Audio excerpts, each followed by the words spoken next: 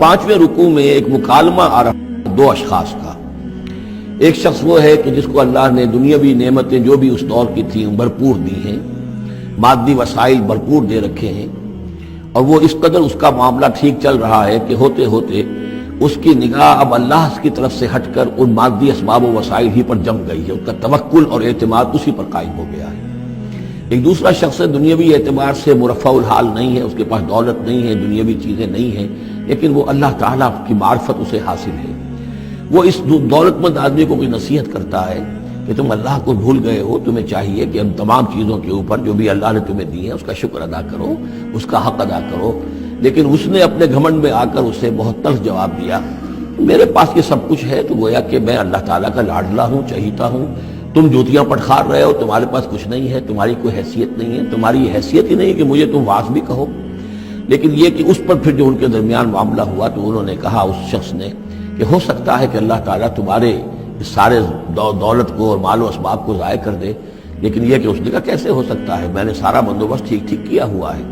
بہرحال نتیجہ یہ نکلا کہ اللہ تعالیٰ نے اس کی اس پوری دولت کو ایک طریقے سے ضائع کر دیا، اور پھر وہ اپنے ہتھیلیاں ملتا رہ گیا، کف افسوس ملتا رہ گیا، اور اس نے کہا ہائے کاش کہ میں نے اپنے رب کے ساتھ شرک نہ کیا ہوتا۔ حالانکہ اس پورے رکوع میں کہیں کسی دیوی کا، دیوتا کا، کسی اور الہہ کا کوئی ذکر نہیں ہے۔ تو اس رکوع میں سمجھنے کی بات یہ ہے کہ ایک شرک ہے مادہ پرستی کا شرک، مادی اسباب و وسائل پر اتنا تکیہ ہو جائے، اتنا توکل ہو جائے، اتنا اعتماد ہو جائے کہ پھر اللہ تعالیٰ کو انسان بھول جائے، مسبب الاسباب پر سے نگاہ ہٹ جائے، اور وہ سمجھے کہ سارا اعتماد اور توکل میرا ان مادی اسباب و وسائل پر ہے۔ تو یہاں گویا کہ اس نے ان مادی وسائل و اسباب ہی کو اپنا معبود بنا لیا ہے۔ تو یہ شرک ہے جو اس دور کا سب سے بڑا شرک ہے۔ اس دور میں بت پرستی کا شرک بہت کم رہ گیا ہے، اب ستارہ پرستی کا شرک کہاں رہ گیا ہے؟ کون لوگ ہیں جو ستاروں کو پوجتے ہیں؟ اب تو انسان سمجھتا ہے ستاروں تک تو ہم پہنچ ہی جائیں گے، ہمارا علم تو پہنچ ہی چکا ہے، چاند تک ہم اتر آئے ہیں، اب چاند کو کون پوجے گا؟ یہ جو اب ساری جو ہے اب جو پوجا پاٹ ہو رہی ہے وہ تو مادہ پرستی کی ہے، وہ دولت کی ہے، وہ در حقیقت یا وہ نظریاتی طور پر وطن پرستی ہے، اس کا ایک شرک ہے۔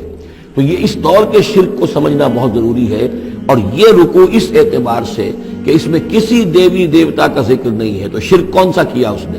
وہ شرک یہی ہے کہ اس نے دنیاوی مال و اسباب اور مادی اسباب و ذرائع کے اوپر اپنے سارے توکل کو جو ہے اس کے ساتھ منسلک کر دیا، یہی گویا کہ اس کو معبود بنا لینا ہے۔ وَاضْرِبْ لَهُم مَثَلَ الرَّجُلَيْنِ، ان کے لیے بیان کیجئے دو اشخاص کی مثال۔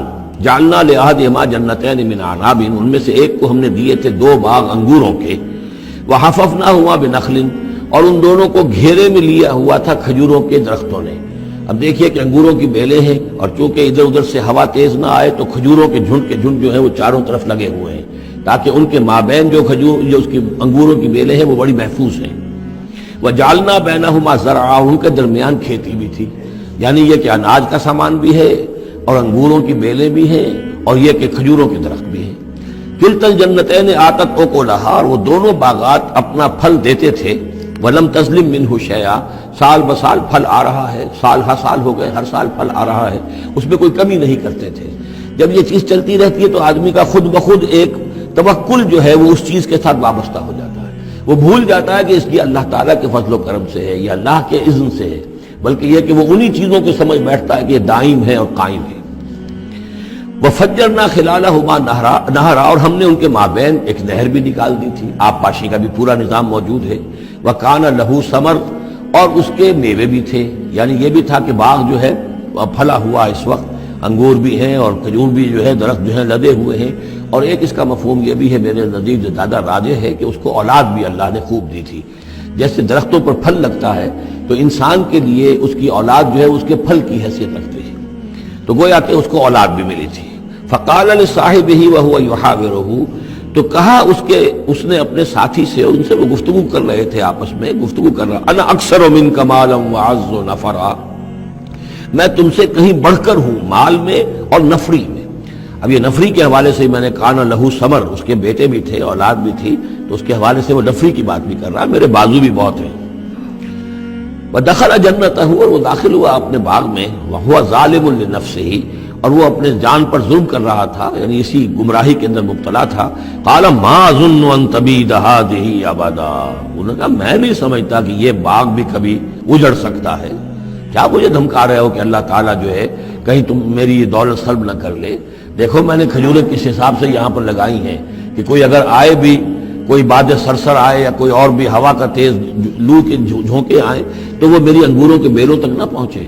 یہ گویا کہ سینٹینلز کھڑے ہوئے ہیں، کھجور کے درخت جو ہیں وہ روک رہے ہیں. پھر میں نے یہاں پہ آبپاشی کا نظام ہے، نہر چلی ہوئی ہے.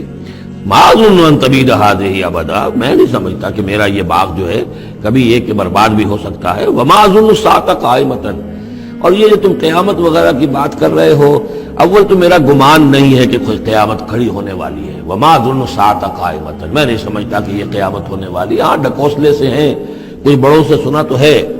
اور یہ کہ وَلَئِن رُدِدتُّ إِلَىٰ رَبِّي، اگر مجھے لوٹا ہی دیا گیا اپنے رب کے پاس، لَأَجِدَنَّ خَيْرًا مِّنْهَا مُنْقَلَبًا، تو مجھے وہاں لازماً ملے گا بہت بہتر لوٹ کر.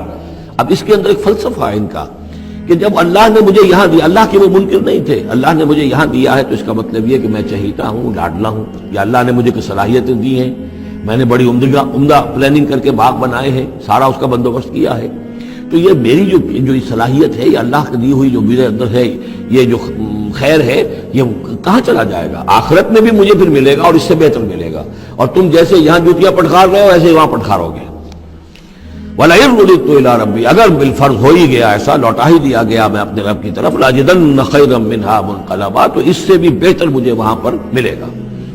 قال له صاحبه، اب اس اللہ کے بندے نے جو نیک بندہ تھا کہا اس سے، اس کے ساتھی نے، وهو يحاوره، اور ان سے گفتگو کر رہا تھا، اکفرت بالذی خلقک من تراب، کیا تو نے کفر کیا اس ہستی کا جس نے تجھے مٹی سے بنایا، ثم من نطفہ، پھر پانی کی گندے پانی کی بوند سے بنایا، ثم سواک رجلا، پھر تجھے ایک پورا انسان بنا کر کھڑا کر دیا.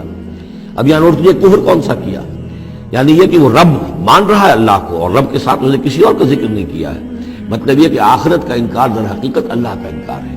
اگر تم آخرت کے بارے میں جو کہہ رہے ہو کہ نہیں میں نہیں سمجھتا کہ یہ کوئی ہونے والی بات ہے، تو چاہے تم اللہ کو اقرار کر رہے ہو لیکن حقیقت میں اگر آخرت کو نہیں مانتے تو گویا کہ اللہ کا انکار ہے.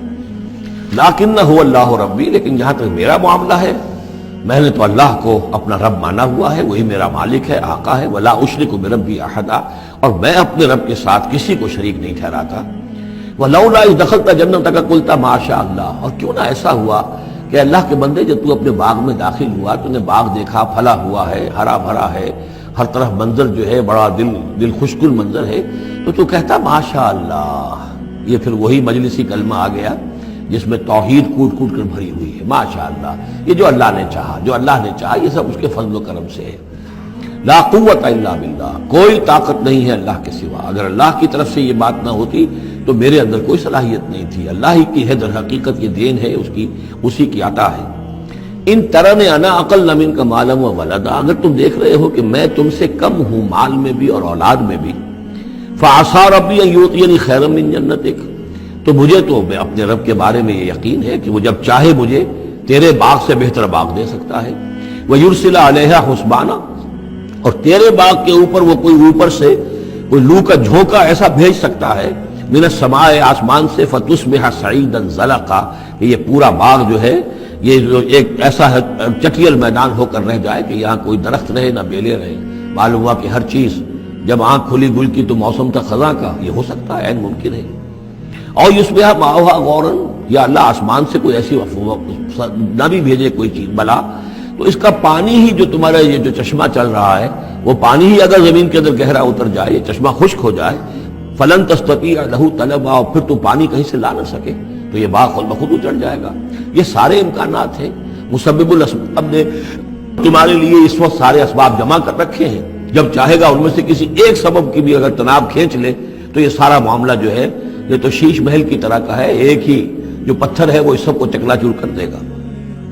وَأُحِيطَ بِثَمَرِهِ، معلوم ہوتا جو بہت ہی کوئی اللہ کا پہنچا ہوا شخص تھا، جو اللہ کا دوست تھا، اور اس کا دل دکھایا اس شخص نے، جس کو تانا دیا اسے انا خیر من انا اکثر منک مالا و ولدا، تو اس حوالے سے اس کا دل دکھا ہے. اور یہ جان لیجئے کہ کسی اللہ والے کا، من عادى لي وليا فاذنته للحرب، تو ایک حدیث قدسی ہے، جو شخص میرے کسی ولی کے ساتھ دشمنی کرے پھر میری طرف سے اس کے خلاف اعلان جنگ ہے، تو اس نے چونکہ یہ دل دکھایا ہے۔ فارسی کا ایک شعر بھی بڑا مزیدار ہے کہ ہیچ قوم را خدا رسوا نہ کرد، تا دلے صاحب دلے نامد میں درد۔